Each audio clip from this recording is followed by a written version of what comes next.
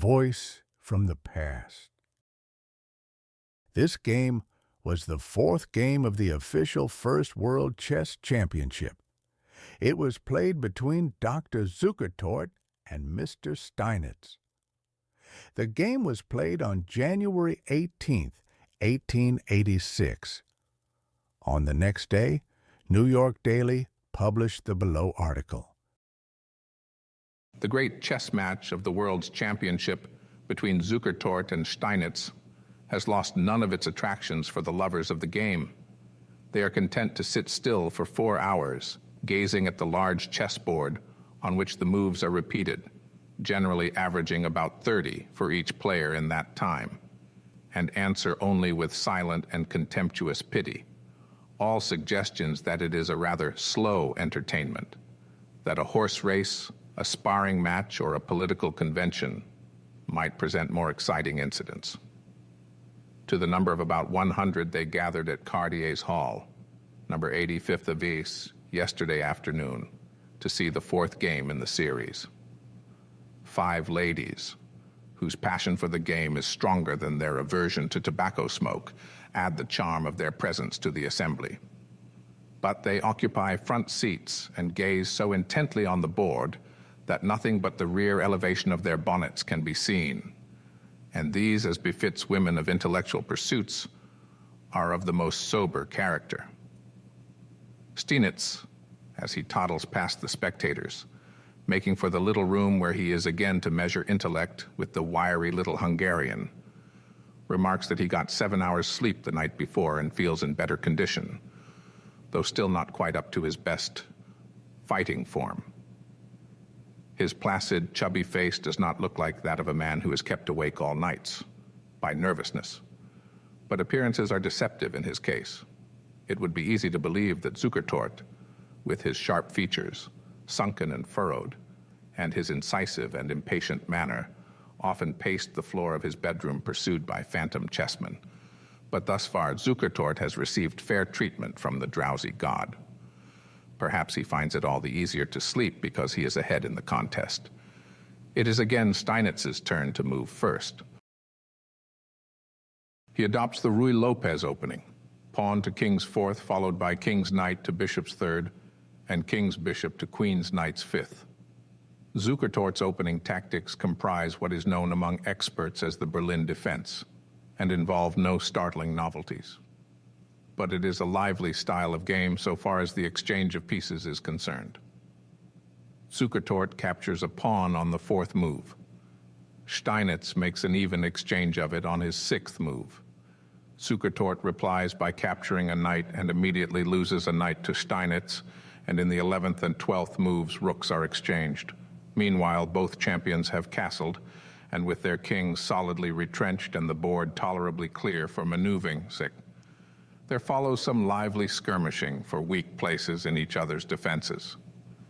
There is no advancing in solid phalanx, pawns supported by the heavy artillery of queens, bishops, and knights in crushing array. But the maneuvers rather resemble the thrust, parry, and backward retreat of 2 skilled fencers, of a fight between 2 turtles, where one and then the other stretches out its long neck in search of a bite, only to dart back into its shell again. A bishop travels nearly the whole length of the board, and a counter demonstration sends it in headlong retreat to the place where it started from. The queens and knights participate in the same sort of tactics. The rooks attest their prowess early. To the casual observer, it is a lively sort of a fight, and the line of battle is continually changing. But the experts see nothing startling in it at all. They call it a book game. Still, it is the sort of book game which engages all their attention. The spectators have become accustomed to the 2 automaton-like figures in the little room and pay little heed to them, giving all their attention to the big board on which the moves are repeated. It must be somewhat of a relief to the contestants to feel that they are no longer the objective points of 100 pairs of searching eyes. Zukertort moves much faster than Steinitz. This faculty of ready play has worked to Zukertort's advantage in all the games. When a tough struggle comes near the end of a game, he has plenty of reserve time in which to do his thinking, while Steinitz has to make all his moves in the time limit. Thus, Steinitz consumes 1 hour in making 20 moves, while Zukertort in that time makes 30.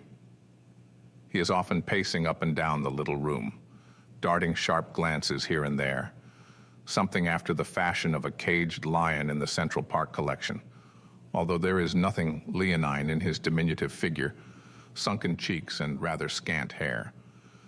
Meanwhile, Steinitz, serene-looking, with his pudgy little hands on his knees, is stewing over some kink in the game, apparently oblivious to the flight of time.